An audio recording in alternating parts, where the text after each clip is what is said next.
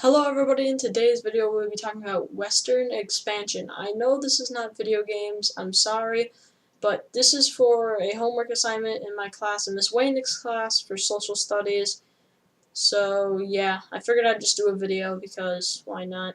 It's the easiest thing I can do here on my computer, sit around. Also, if we are watching this in class, I don't know if we are or not, since I'm currently editing this, but please go subscribe to Spiral Tension, just look at the channel down below on this video, and yeah, let's play this video. In the years leading up to the Missouri Compromise of 1820, tensions began to rise between pro-slavery and anti-slavery factions within the U.S. Congress and across the country. They reached a boiling point after Missouri's 1819 request for admission to the Union as a slave state, which threatened to upset the delicate balance between the slave states and the free states. To keep the peace, Congress orchestrated a two-part compromise, granting Missouri's request but also admitting Maine as a free state. The Missouri Compromise was an effort by Congress to diffuse the sectional and political rivalries triggered by the request of Missouri late in 1819 for admission as a state in which slavery would be permitted. At the time, the United States contained 22 states, eventually divided slave and free. Admission of Missouri as a slave state would upset that balance. Earlier in 1819, when Missouri was being organized as a territory, Representative James Talmadge of New York had proposed an amendment that would ultimately have ended slavery there. This effort was defeated as a similar effort by Representative John Taylor of New York regarding Arkansas Territory. After the Senate and the House passed different bills and deadlock threatened, a compromise bill was worked out within the following provisions. Missouri was admitted as a slave state and Maine, formerly part of Massachusetts, as free, and except for Missouri, slavery was to be excluded from the Louisiana Purchase land. The Missouri Compromise was criticized by many Southerners because it established the principle that Congress could make laws regarding slavery.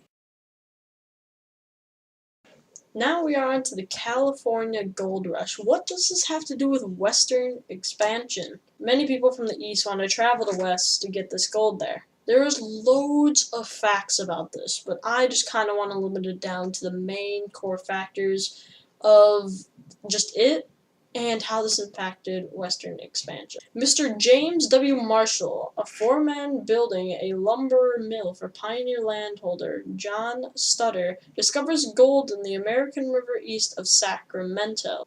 Just 1 month later, California officially becomes United States territory with the signing of the Treaty of Guadalupe Hidalgo, maybe. 2,000 years later. Which ends the Mexican-American War, which we do talk about in this. So stay with that. By transferring nearly half of Mexico's lands to the United States. Nearly another month later, the California newspaper in San Francisco reports for the first time on the gold discovery in the Sierra, but most San Franciscans remain skeptical of this report. About 2 weeks later, the gold news spreads east. San Francisco's California Star newspaper prints a 6-page special edition for distribution in the eastern states, touting immensely rich gold mines in California. Of course, this is what the Western expansion had to do. So just imagine you're in this time, you're down over there at the east, and you're just thinking, I can be immensely rich. I can be immensely rich. What do? Do I stay here, be poor the rest of my life? Or do I go over there and make millions and millions of dollars?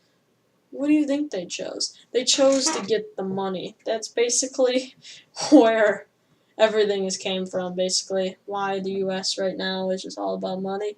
Well, then you can blame the California Gold Rush. Now around in 1848, in California, placer miners earn much as $20 a day. Just think about this. $20 a day in 1840. That, I would love to be a placer miner. Honestly, back then, I wouldn't even care about finding gold. I would just be like, pretend to dig, just like, Didn't find anything yet. Nope, I'm sorry. Nope. We'll get lucky though. Yeah. And right now, just gonna let you know, we are not talking about the football team 49ers. Please. No, we're not talking. No. Please don't. We are talking about in 1849, 90,000 migrants known as the 49ers arrive in California. An estimated 2/3 are white Americans. So this is where, like, from the east, a year later, or about a year or two later, they come over to the west. They're finally here because there are no airplanes, there are no cars, straight walking or horse. Niners also include large numbers of Chinese, Chileans, Peruvians, Mexicans, Europeans, and Australians. 97 of the migrants are men. By 1850, 41 million worth of gold is extracted from California mines. This is huge. So now not really much happens all the way until 1854. The California Supreme Court ruled that the Chinese, like Indians and blacks, have no right to give evidence in state courts. This ruling means that violence against racial minorities can be committed with virtual impunity. So, basically what that means is that people could just steal their gold. They could just steal it, whatever, they don't care. Black people steal their gold. What a crazy, crazy place that was back then. So what was the Louisiana Purchase? The Louisiana Purchase was basically France back in the time owned a lot of land in present-day United States. But Thomas Jefferson, he wanted that land. So basically what he did then is he just said, look, I know you want to build up your navy, and I know that you want this money. So maybe we can make a trade. And he ended up buying 4 cents an acre to make up the Louisiana Purchase. Anyways, so who would they send down there? They sent none other than Lewis and Clark, the famous Lewis and Clark. Not any other Lewis and Clark, not the one down at the baker stop, the one in the history books. So this is where this all goes into play, the Lewis and Clark expedition. What happened was, basically, they just went all around this land, just surveying it, putting it down so they could put it on maps. They survived pretty well, except for the first winter. If it wasn't for a girl named Sacagawea. Sacagawea basically was just their navigator, their translator, helped them find food, just knew the way around. She was an Indian and she lived around there, so why not help? I mean, why not? Now the Mexican-American War. At March 1st, 1845, President John Tyler signs a proposal for the statehood of Texas, but it does not pass through Congress. He is warned by Mexico that annexing Texas would lead to war, but Tyler is determined to make Texas part of the United States.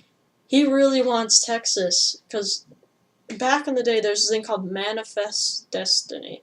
I'll put that on the screen now so you guys can read the definition. But that really made them strive to do this. In March 1846, General Zachary Tyler leads U.S. troops on a march towards the Rio Grande River. U.S. troops will occupy this land below the Nueces River and claim area east of the Rio Grande for the U.S.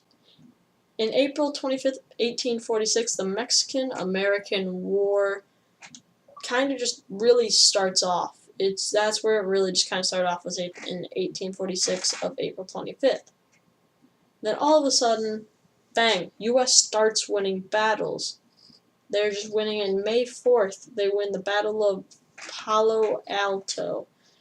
In May 9th, they win the Battle of Resaca de la Pomela. In May 13th, they officially declare war on Mexico. Mexico declared war first, but then just now, America is making this a thing that this is actually a war. Bang, skip all the way to September 14th, 1867. The U.S. is still winning battles. The U.S. won the Battle of Mexico City. This is really a turning point for the U.S. because they were winning. They were winning. There were some losses, there were some wins, some little losses, some little wins, but then they just win the Battle of Mexico City. This is a huge city in Mexico, and they just won it. And then straight after this, or kind of straight after this, in February 2nd, 1848, U.S. and Mexico signed the Treaty of Guadalupe Hidalgo. that treaty officially ended the Mexican-American War. The Rio Grande River is established as the U.S.-Mexican border. But now, here's one that I'm most familiar with. It is the Indian Removal Act. The Indian Removal Act was basically what the title was.